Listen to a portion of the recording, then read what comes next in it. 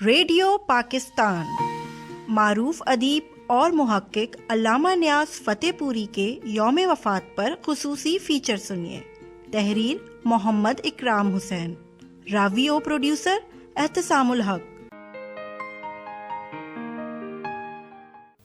ادبیات یا شعر و شاعری کے سلسلے میں یہ بحث تو خیر ناگزیر ہے کہ اس کا آغاز کب ہوا، کیوں کر ہوا، کیونکہ یہ اس کا تاریخی پہلو ہے اور اس کا علم ایک حد تک ہر ادیب و شاعر کے لیے ضروری ہے۔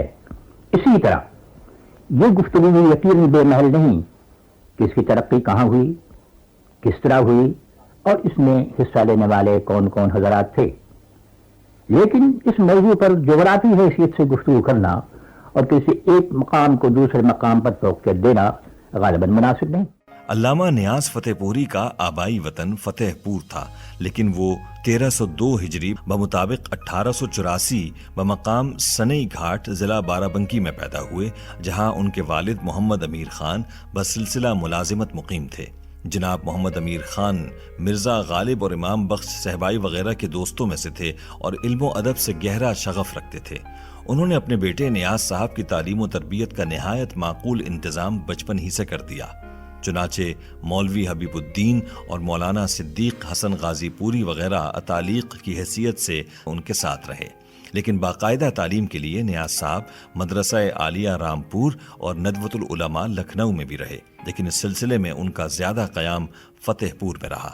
فتح پور کا مدرسہ اسلامیہ، جو اب مسلم انٹر کالج ہے اور علی گڑھ کے بعد غالباً پہلا مدرسہ تھا جس میں عربی، فارسی اور علوم اسلامی کے ساتھ انگریزی کی تعلیم بھی دی جاتی تھی۔ اسی مدرسے کی بنیاد مولانا سید شاہ ظہور الاسلام نے ڈالی تھی، جو مدرسہ دیوبند کے فارغ التحصیل عالم اور مولانا فضل الرحمان گنج مراد آبادی کے خلیفہ تھے۔ غرض کہ مولانا موصوف 19ویں صدی عیسوی کے ایک زبردست عالم، سماجی مصلح اور تعلیمی مفکر تھے۔ یہ دراصل انہی کے فیض صحبت اور تعلیم و تربیت کا رشد تھا کہ اس مدرسے نے مولانا عبد الرزاق کانپوری، حکیم مولوی عبدالحق، مولانا حسرت موہانی اور مولانا احسن الدین خاموش اور علامہ نیاز فتح پوری جیسے نامور مورخ، مفکر، شاعر و ادیب پیدا کیے۔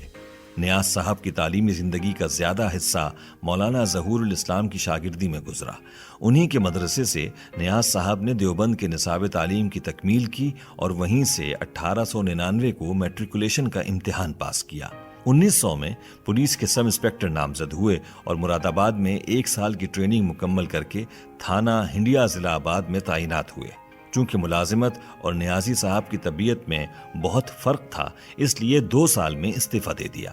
پھر چند سال انہوں نے ادھر ادھر مختلف ملازمتوں کے سلسلے میں بسر کیے اور گزارے، لیکن لکھنے پڑھنے کا شوق ابتدا ہی سے تھا، اس لیے بہت جلد صحافت کی طرف آ گئے اور باقاعدہ صحافتی زندگی کا آغاز 1910 سے ہوتا ہے، جبکہ وہ مولانا ظفر علی خان کے ساتھ رسالہ زمیندار سے منسلک ہوئے اور 1910 سے لے کر نگار کے سال اجرا 1922 تک ان کا زیادہ قیام بھوپال اور دلی میں رہا۔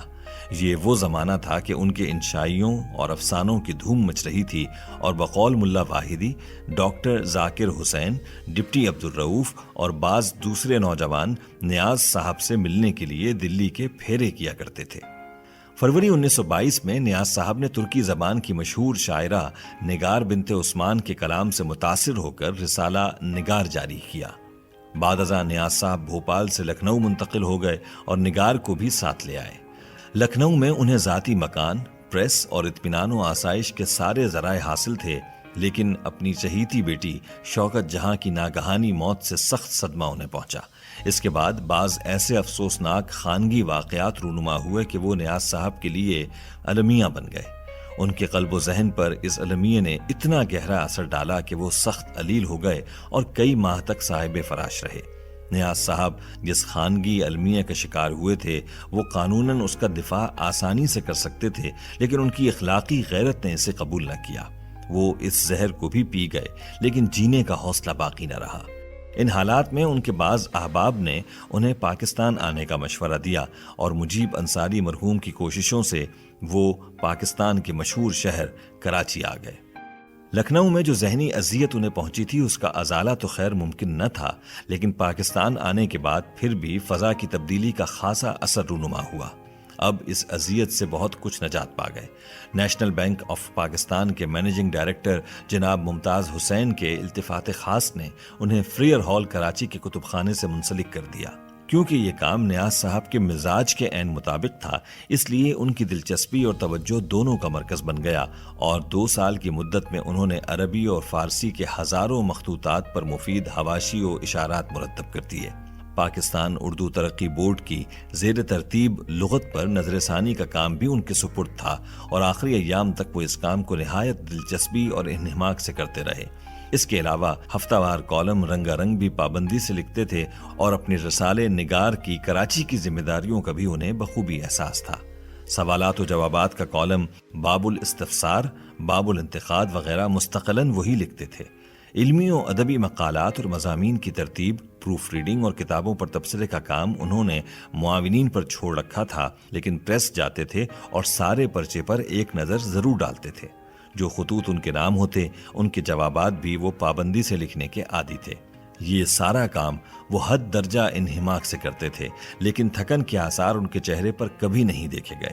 عربی، فارسی اور اردو پر ان کی نظر وسیع بھی تھی اور گہری بھی۔ اساتذہ کے کلام کا بیشتر حصہ انہیں زبانی یاد تھا۔ صرف غزل کے اشعار نہیں، بلکہ طویل مثنویاں، قصیدے، قطعات اور رباعیاں وغیرہ سبھی ان کے حافظے میں محفوظ تھیں۔ اس لیے کسی لفظ کی سند تلاش کرنے میں چنداں دقت نہ ہوتی تھی۔ تاریخ اسلامی، قرآن و حدیث کے مباحث پر بھی ان کا قلم خوب چلتا تھا۔ وہ حافظ قرآن تو نہ تھے، لیکن قرآن کے اجزاء انہیں کثرت سے یاد تھے کہ کسی مسئلے پر قلم اٹھاتے وقت انہیں دشواری نہ ہوتی تھی۔ معلومات عامہ کے استفسارات کے سلسلے میں وہ البتہ مختلف کتابوں سے مدد لیتے تھے، لیکن پھر بھی معلومات عامہ کا اتنا بڑا ذخیرہ ان کے ذہن میں محفوظ تھا کہ حیرت ہوتی تھی۔ صاحب موصوف کی زندگی برسوں سے معمولات کے ساتھ بسر ہو رہی تھی۔ کھانے پینے، اٹھنے بیٹھنے، گھومنے پھرنے اور لکھنے پڑھنے وغیرہ یعنی سب کے اوقات مقرر تھے۔ گرمیوں میں روزانہ 6 سے 7 گھنٹے اور سردیوں میں 8-10 گھنٹے وہ جم کر لکھنے پڑھنے کا کام کرتے تھے۔ وہ سارا کام پابندی وقت اور سلیقے سے کرتے تھے، اور اسی نہج سے دوسروں کو بھی کام کرنے کی ہدایت اور تلقین کرتے تھے۔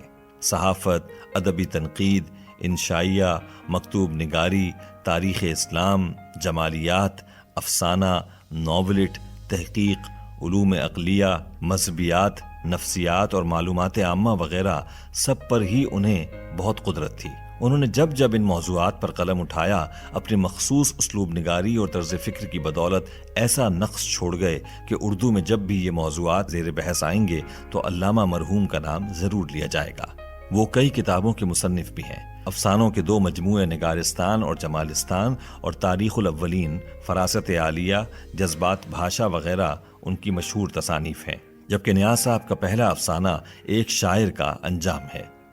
جون 1965 میں جب ڈاکٹرز نے ان کو گلے کے سرطان کا ابتدائی درجہ بتایا تو وہ بے حد درجہ متفکر و مزمحل رہنے لگے۔ تقریباً 1.5-2 ماہ تک برقی شعائیں دی گئیں مگر کچھ افاقہ نہ ہوا۔ آپریشن کی نوبت آئی تو اسے بھی وہ بڑے ضبط اور ہمت سے جھیل گئے۔ آخری ایام میں جبکہ وہ زندگی سے یکسر مایوس ہو چکے تھے، نگار، پاکستان اور اپنے دونوں بیٹوں سرفراز نیازی اور ریاض نیازی کے متعلق وہ اکثر سوال کرتے تھے کہ ان کا کیا ہوگا۔